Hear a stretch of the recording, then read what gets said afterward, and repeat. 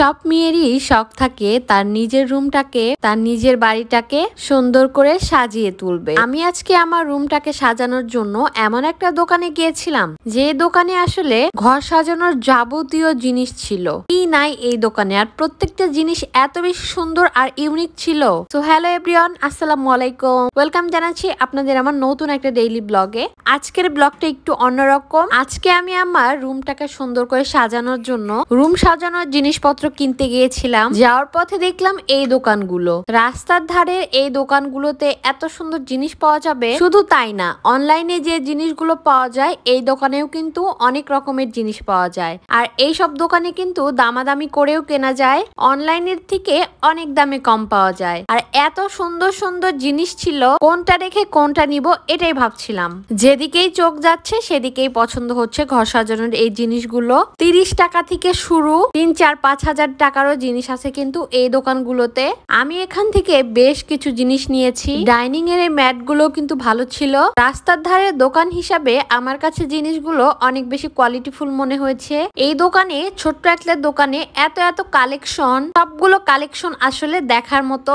আরং এই যে জিনিসগুলো অনেক বেশি দাম নেয়, এখানে কিন্তু অনেক দামাদামি করে কেনা যায়। আমি আগেই বললাম আপনাদের, এই দোকানের সামনে যদি আপনি আসেন তাহলে একটা না একটা জিনিস আপনাকে নিতেই হবে। অনেক দিন ধরে ভাবছিলাম এরকম একটা ক্যান্ডেল বোতল নিব, তো এটাও কিন্তু আমি নিয়ে নিলাম। তার সাথে দেখেন এই জিনিসগুলো কত বেশি সুন্দর।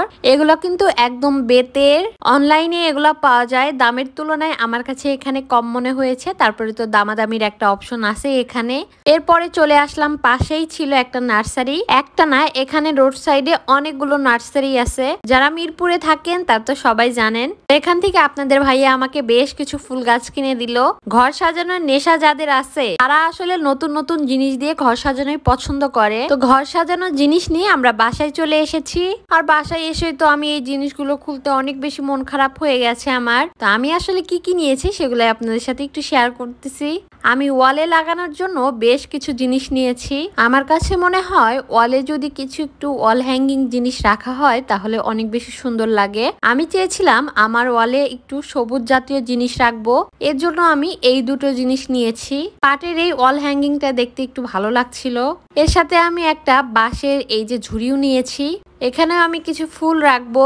তার সাথে আমি আমার অনেক বেশি পছন্দের, অনেক দিনের ইচ্ছা ছিল এই বোতলগুলো নেওয়ার, কিন্তু এটা খুলতে যেয়ে দেখেন কি অবস্থা হয়ে যায় আমার সাথে। এটা যখন পড়ে যায় আমি আসলে কল্পনাও করতে পারিনি যে এটা এত তাড়াতাড়ি পড়ে যেয়ে ভেঙে যাবে। এখানেই তো আমার অনেক বেশি কষ্ট লেগেছে। এত কষ্ট করে গেলাম, এত শখের জিনিস কিনলাম, আর বাসায় নিয়ে এসে ভেঙে ফেললাম। আসলেই অনেক বেশি কষ্টের এটা। ওই যে কথায় আছে না, শখের জিনিস বেশি দিন থাকে না। বেশি দিন কেন, আমার তো এক বেলাই গেল না। যাই হোক, এটা আসলে কপালে ছিল। আমি এটা দেখছিলাম আসলে কতটুক ভেঙে গেছে, অনেক টুক কিন্তু ভেঙে গেছে। জানি না এটা সুপার গ্লু আঠা দিয়ে লাগানো যাবে কি না। জিনিসটা অনেক বেশি সুন্দর লাগছিল। ভেঙে যাওয়ার পরে কিন্তু বোঝা যাচ্ছিল না বেশি, যেহেতু বোতলটা একটু কালারিং ছিল এর জন্য। তো আমি একটু চেক করে দেখছিলাম আসলে আরো কতটুক ভেঙে গেছে। এর মধ্যে যেহেতু লাইটিং ছিল, তো এটাও চেক করছিলাম আমার লাইটিংটা আসলে জ্বলবে কিনা। এখন চেক করে দেখলাম না, লাইটিং ঠিকই আছে, জাস্ট একটু ফেটে গেছে। ফেটে যে মাঝখান থেকে একটা চটা উঠে গেছে। মন খারাপ নিয়ে এগুলা নিয়ে বসে পড়ছিলাম। আর একটু পরে আপনাদের ভাইয়া চলে আসলো আমার মনটা আবারও ভালো করতে।